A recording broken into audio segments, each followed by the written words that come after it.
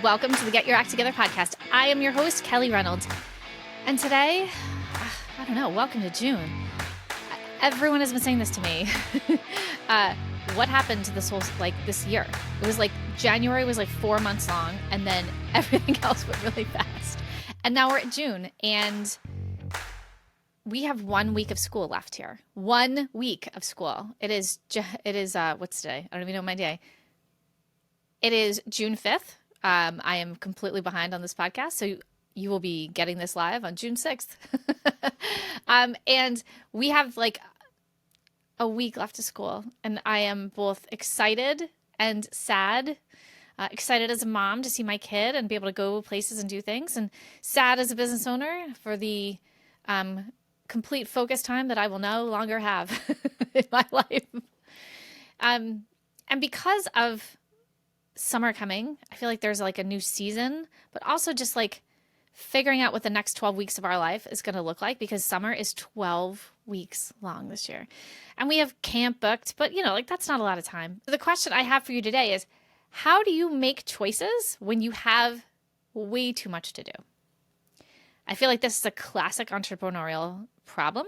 It is definitely one in this house. How do you figure out what you're supposed to do when you make yourself an impossible list of things to do?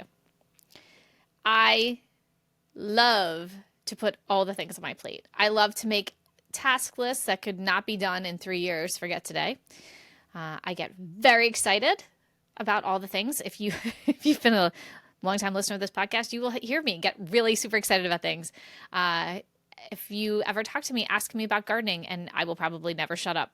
I get super excited to learn new things. I'm working on my family tree right now, and every time I make some discovery, I come running through the house to tell everyone. I get excited about things, and I want to do all the things, and I want to try new things, and that means my task list, my to-do list is impossible. And that makes for a whole bunch of bad circumstances. I am cranky. I feel like a failure pretty much all the time because I can't get it done, because it's impossible to get done. I feel like I'm never working hard enough, no matter how hard I work. And I'm a hard worker. I don't sit still well. I want to always be moving. So if I get to this place where I'm just not working hard enough, that's usually not the truth. It's usually that I've completely set myself up for failure. And I think a lot of you can relate to this. I think a lot of entrepreneurs relate to this. I think a lot of moms relate to this. We just constantly think we can work more. But when you put 27 hours worth of stuff on your list and you only have 24 hours a day and you have to sleep some of that, or you're going to be real cranky, what do you do? How do you make those choices? How do you make the list of priorities? What do you do?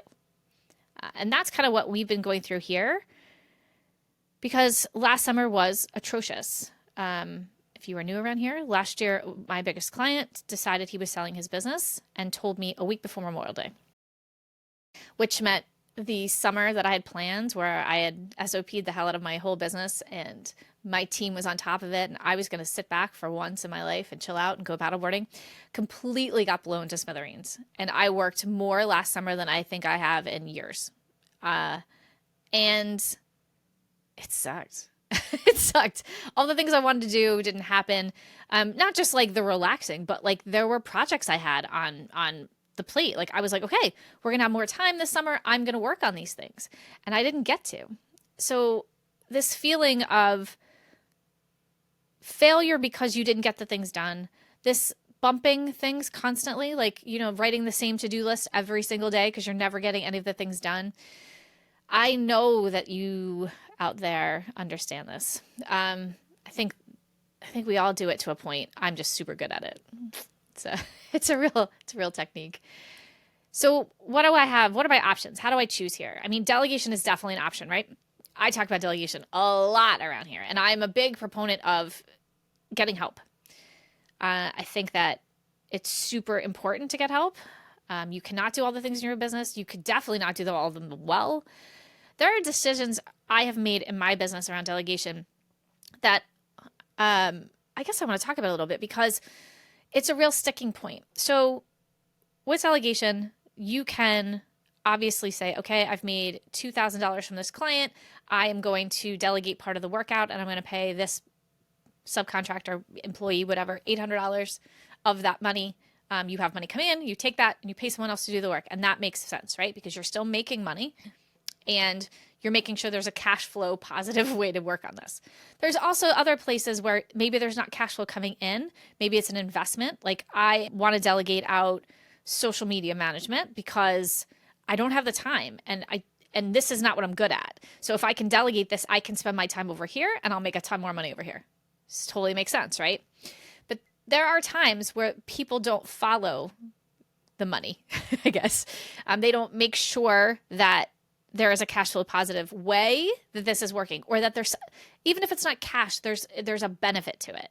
On an aside, it's why many of the agencies have a problem being profitable. They don't take into account all the money and how it flows and the time and how it flows. And they don't make room to make money. So on an aside, little soapbox.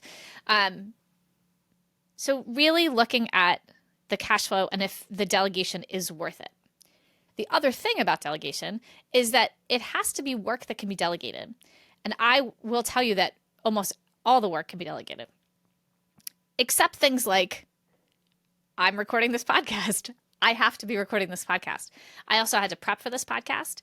I also want to be in charge of the strategy in my business. I also want to be in certain calls, certain meetings. I want to be the one doing certain things. And right now, that's a good amount of the work that we're doing. We are coming up with a lot of strategy. We're coming up with new offers. We are working on something for delegation that I am super excited about. And I've also wanted to be working on for a long time, but it just kept getting bumped. Like it was going to happen in February and then client needed something help. Then it was going to happen in March, but we were going to work on the podcast. And then there's just keeps getting bumped. It wasn't a priority. And it got me mad because I really want to do this. There are so many things in my business right now that I can't delegate. I think I need to get in there and figure them out. I think I need to create the product myself. And those are the things that I can't delegate out. So the client work, delegated. There's lots of things around here that are delegated. But there's a lot of stuff I just need to do. So then that becomes, well, if I can't just delegate it, then what do I do? Well, I've got to make some choices of how I'm going to spend my time. What am I going to do? And I need to also be okay with those choices, which is almost harder. So choosing what I'm going to do and what I'm not going to do, my brain goes, why can't we just work faster and get it all done? That's how my brain works. And I am having to sit there and go, no, we cannot get all of this done and get all the things you want to get done. So I want to go garden. I want to go paddleboard, but I also want to create new products. I am working on a funnel. We have been doing some really cool stuff with video and ads that like we're almost finished with. And so many other things are taking up time instead of getting the things I want to work on done. It is super hard to say no to people. If you are a people pleaser in any way, it is super hard to say no. Somebody wants you to be, help them with their program. There are people that wanted me to be a guest to talk about something that has nothing to do with my business. There are things that I could do, but they don't fit right now. They don't fit where we're going, what we're working on. And I have had to say no. It's hard to say no to people sometimes. I'm very blunt and you would think that it's not hard at all, but it is. It's hard to feel like you're letting people down. The showing up all the time, that ties into people pleasing as well. But like just feeling like, oh, I'm going to let them down if I say no. That sucks. And it keeps you from doing the things you really want to do sometimes. And I'm trying to be more aware of it. It's also hard to choose what you want to do. Like, okay, well, I have 12 things here and I have time for 4. Which am I going to pick? And I've heard this before and I think it's a great thing. Like whatever you're saying yes to, that means you're saying no to all the others. So if I'm saying yes to something that doesn't matter or doesn't align with me, I'm saying no to all the others. And that could be time with my kid. That could be making more money. That could be doing the project I really want to do. So picking those things, it's hard. But I will say following your values and following the money.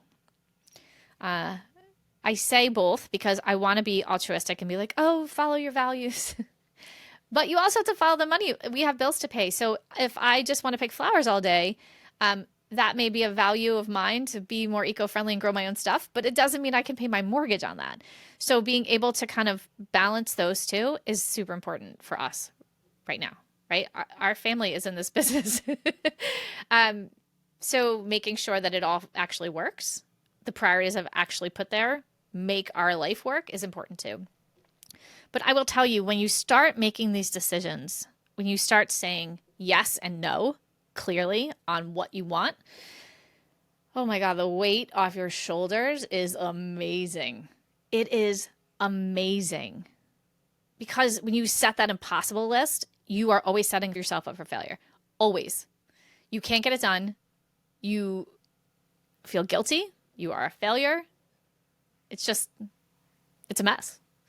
So having a list that's possible, that then you can still check things off, because I love doing that, but then you can be done at the end of the day. Like, I've checked my 4 things off or whatever it is, and then I'm done. And that kind of thing has been a weight off my shoulders.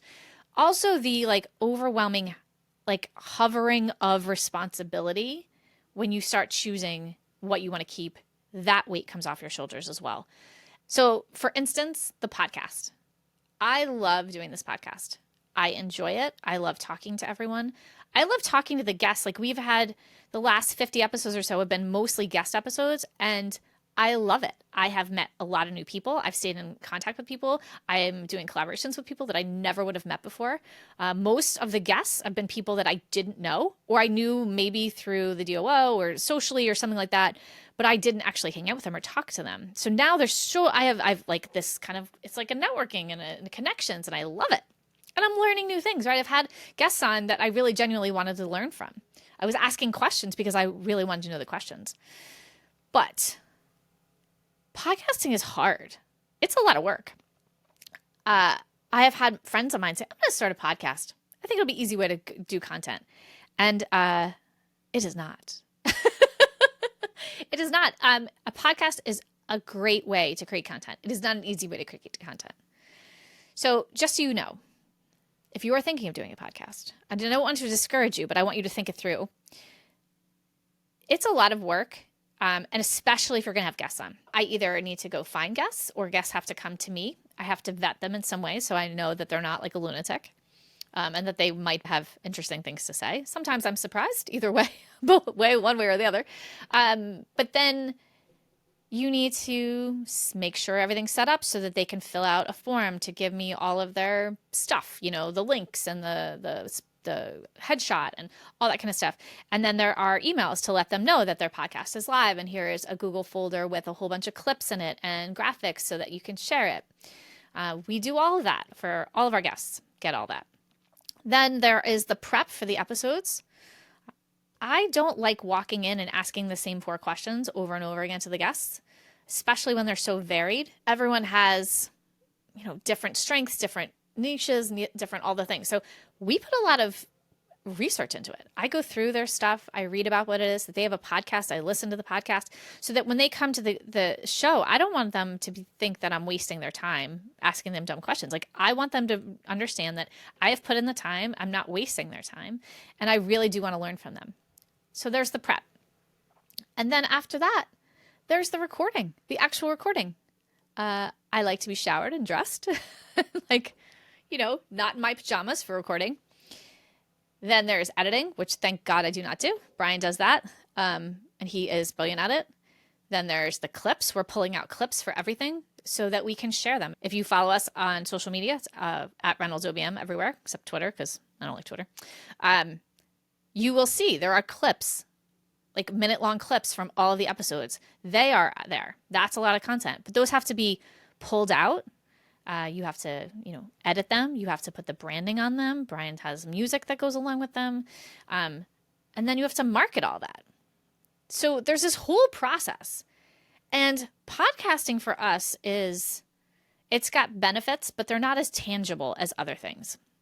Like if you had a Facebook ad, you could track how many clicks there are, how much money you've made from that, how much money you've spent on that. It's easy to do the math, do the data. A podcast for us is much more intangible. There are the obvious benefits of like brand awareness. We're getting a ton of content. People know what I'm like and can follow along if they like us. There's also the kind of social proof aspect. So if someone has heard of me, they want to come listen to me, they'll go to the website, they're going to see the podcast. They can listen and see what kind of deal they're getting into, right? Like maybe I talk too fast. Maybe I'm a lot. Like I'm a lot. That's fine. But they get to see that before they work with me, before they even get on a discovery call. They can check me out and be like, oh no, she sounds crazy, but sounds fun. Let's do this. So there's a whole like almost weeding out a social proof aspect to it. And it's all kind of these intangible things. There's not a $1 kind of thing on this podcast. And that's kind of how we've set it up over the years. We don't do ads on the podcast or anything like that. So it's a little bit different. And I tell you all of this because this has come up as something that's taking up an enormous amount of our daily time.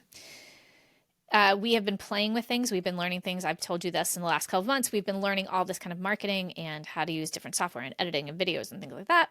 And this has been a big, like epic learning journey. But it also is an enormous, enormous time suck. And I want to get other things done. So we are going to be scaling back on the podcast for the summer. We're definitely going to take the next couple weeks off. I don't know exactly what the summer is going to look like. I don't know if it's going to be after that, like, okay, I took a couple weeks off, I'm good. Or if it will be less time, like maybe every other week, maybe once a month. I don't know. I don't know what it's going to be. We're going to kind of work through it. I want to get a backlog of other projects done and then figure out how to make this work in between. And you may be saying, why don't you hire this out? Right? Back to the delegation thing. And that is because one, I have a hard time with delegating the way I speak or my voice. I have used social media people before, and it was never me. And I'm a lot of me. I'm a lot of me. So you got to, when you're in your 40s, like you're just a lot of you. And I'm great with that. But like having that voice delegated was very hard for me, and I don't like it. I mean, it's been delegated to Brian, but he's been married to me. We've been together like 13 years now, so he knows me. So he and I putting this together, we can very easily know what I want to put out into the world without being cheesy or templatey or just not me. And because also this is not an ROI driven thing. We do not run ads, so we do not have an income stream from the podcast to offset that kind of bill for delegating out. And you could say, well, it's an investment in other things. It is an investment, but that money in our marketing budget, which basically is what it is, like it doesn't have its own, podcast doesn't have its own budget because it doesn't have its own income stream. So it's lumped in with the whole broader marketing budget. And that budget I would rather put into other things right now. We have bought software, we have bought equipment. We are going to be in ads. We're going to be doing some other things, and it's just not where I want to spend the money. So we come down to choosing what I need to do and what I want to do. And that looks like we are going to be backing off on the podcast. Now, that doesn't mean I'm not working because God knows what I would do if I just sat on the beach for 3 weeks. I would literally probably self-combust. One, because I'd be red as a lobster, but I don't like sitting still, and I'm super excited to get a lot of other things in this business going that I have not had, like this delegation thing that I've been working on, like this new garden thing. If you are a gardener, you should totally follow us on social. I will definitely share it on this. So back in the day when I left Wall Street, I was super burned out. I had gone through the Lehman debacle. I had gone through some very famous other debacles on Wall Street, clients and things. And I was so burnt out. Like I never wanted to see anything ever again that looked like an office. And I had another business called Ridiculous Redhead. If you want to go look it up, there the blog is still up for your fun things. But it was a furniture business. I refinished furniture, and then it kind of morphed into this blog with gardening and eco kind of stuff. And then I got sick of doing that, and I was like, okay, let's go back to having a real business with actual operations and using my brain again, which is what Reynolds OBM is. But I still love all that kind of stuff. So when I developed a super nerdy garden tracker in Airtable, it's so pretty. And for all my ops people who garden, this is for you. It's this cool thing called Dirtbook, and we have been working on it. I've been working on it as a thing in my own garden for forever. And then I showed a couple of my friends, and they were like, oh my God, I want one. And I was like, well, maybe other people will want one. So what we've been doing lately is working on the funnel for that. And we have this insanely funny video that will be part of the ads and part of the marketing for it. So we've been learning how to create all this stuff, there was like a shot list for a whole ad video, and I had to be an actress and walk super hard to remember what you're saying and walk at the same time. So we've been doing all this stuff as a practice kind of to see what we could do and what our skills are. And those skills will be transferred in a lot of different ways. Once this delegating thing is out into the world, you will probably see videos around it and ads around it, different things like that. So in the next week, I want to say, the Dirtbook will be live. I will definitely share it. So if you are not following us, go follow us on Reynolds OBM on all the socials, except Twitter. And you will see my kid, my husband, and my dog torture me and ruin all my stuff. Super funny.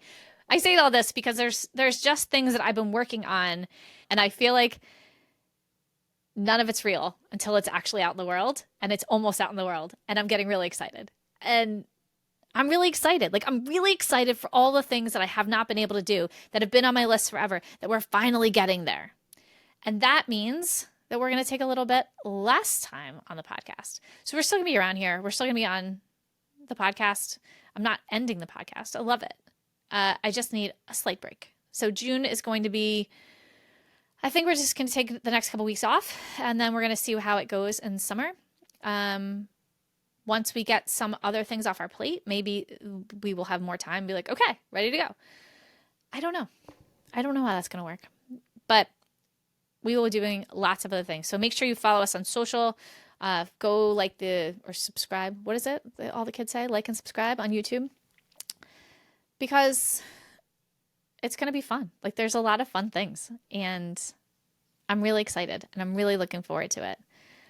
And I encourage you to take a good, hard look at all the things you have to do in your life. If you are an impossible list maker like me, make your lists less impossible. Start there. Make your lists possible. Make the things that you want to do on top priority so that the things you want to do aren't getting bumped all the time. Because we tend to get into business for the freedom, and then we choose to be a slave to the business and then never get that freedom. We say yes to things that we don't really want to do. We have too many things on our list, and all the things we wanted to do, all the reasons we started our businesses, they get put off, and we're miserable. So I don't want to be miserable this summer. I want to be on a paddleboard. I want to be working hard. I want to be creating really cool things. And I just don't want to feel the failure and guilt of the impossible list. So take a look at your own stuff and write down stuff that you really want to do, and then make it happen. Put it on your calendar. And I will be around this summer, just not as much on the podcast. So I will talk to you soon. Thank you so much for joining me this week. If you have an agency or want to create one, come join my Facebook community, Get Your Agency Together, where we talk all the things growing and scaling your agency. For show notes and more info on all the things, head over to reynoldsobm.com. Follow me on Instagram and Facebook at ReynoldsOBM. And finally, if you enjoy this podcast, I would love for you to give us a review on iTunes.